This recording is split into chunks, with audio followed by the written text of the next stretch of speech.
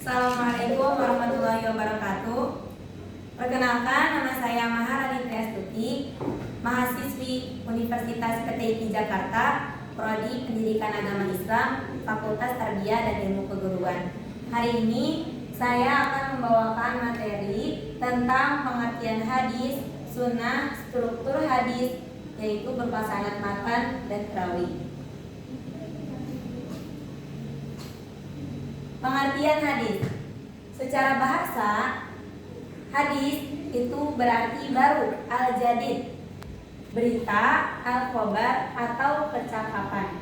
Secara istilahnya, hadis adalah segala sesuatu yang disandarkan kepada Nabi Muhammad SAW, baik berupa perkataan, perbuatan, takrir, maupun sifat fisik dan kepribadian. Nah, hadis ini berfungsi sebagai sumber hukum kedua setelah Al-Quran. Pengertian sunnah. Sunnah secara bahasa bermakna jalan, adat, atau kebiasaan, baik yang baik maupun yang buruk.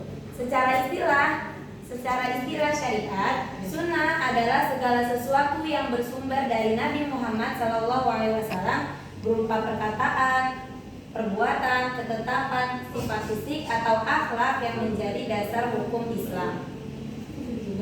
Nah, pembagian sunnah. Tadi kan sudah disebutkan kalau sunnah itu bisa berupa perkataan, perbuatan, pengulangan, atau kebiasaan. Nah, yang pertama itu ada qauliyah, yaitu sunnah yang berupa sabda atau ucapan Rasulullah SAW yang didengar oleh para sahabat. Contohnya seperti perintah bersiwak ataupun membaca doa sebelum makan dan lain-lainnya. Lalu yang kedua itu ada sunnah fi'liyah. Sunnah yang berupa tindakan atau perbuatan langsung yang dilakukan oleh Rasulullah SAW. Contohnya seperti tata cara sholat, gerakan wudhu, makan menggunakan 3 jari ataupun duduk ataupun saat tidur miring yang menghadap ke kanan.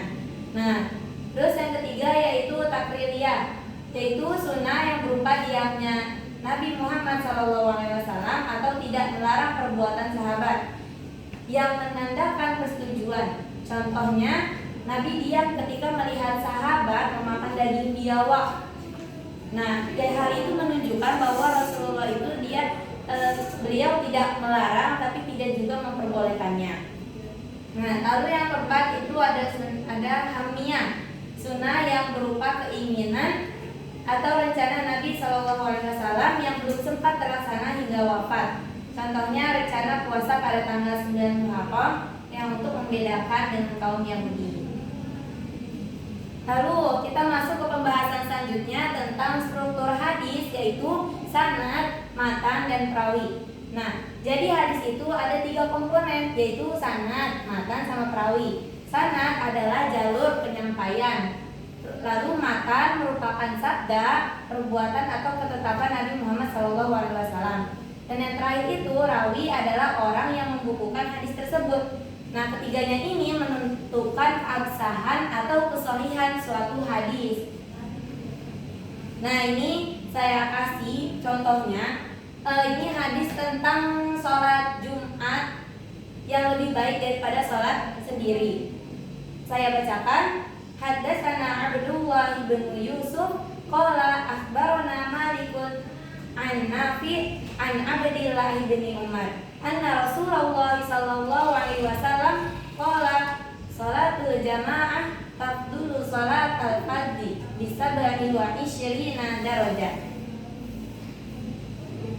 Dari hadis tersebut kita coba nih buat rantai sanadnya.